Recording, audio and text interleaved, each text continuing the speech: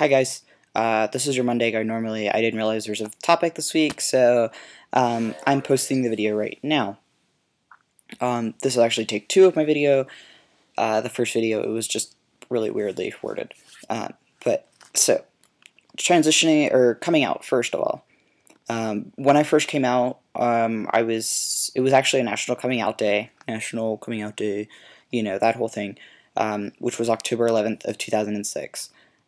It was really an interesting experience, because about 2 weeks prior to that, I had actually met a trans guy, and, him and I had become really close, and, it was just that cool, thing going on.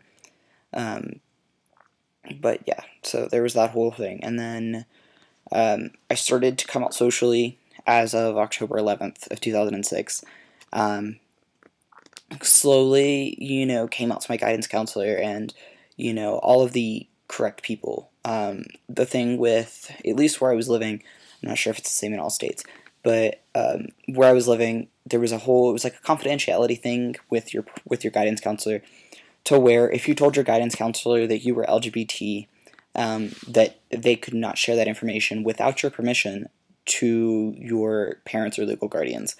So I kind of went that route. Yeah, that was quite the interesting experience.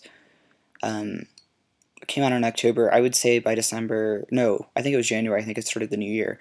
And the new year had started, and I was very concerned about my safety and my restrooms and stuff. So I told my guidance counselor what was going on. And my guidance counselor kind of brushed me off and told me there was nothing he could do. And I was like, I'm not female, I'm not male, I'm not comfortable.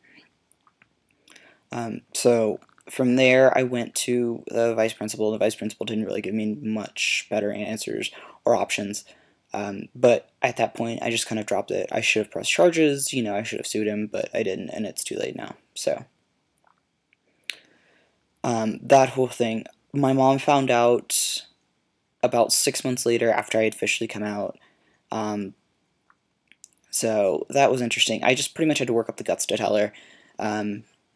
Granted, it's taken her literally about 4 years to finally be okay with everything. And I know that the past 6 months has really kind of flown by, and it really has for me too.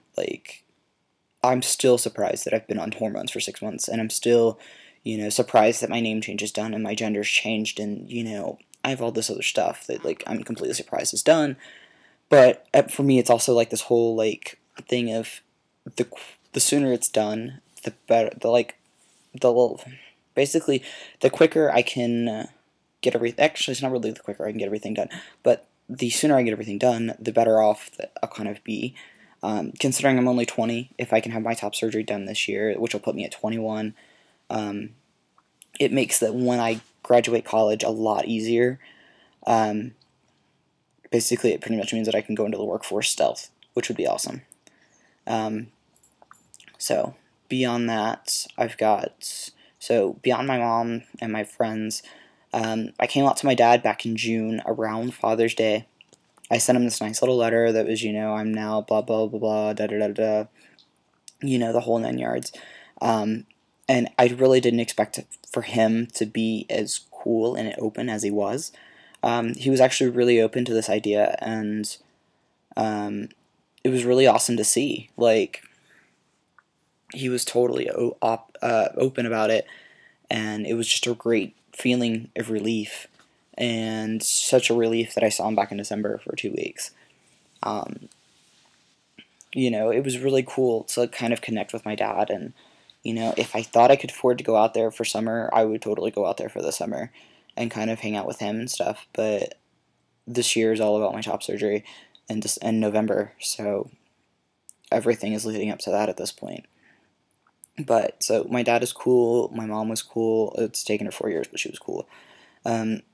My friends were obviously cool, and if they weren't cool, then I was just kind of like, you know what, get out of my life. I don't need you. And at this point, I have a few good friends that I can count on to this day. Granted, most of them are trans or very strong allies, but those are the people that I count on the most. They're my local people, essentially.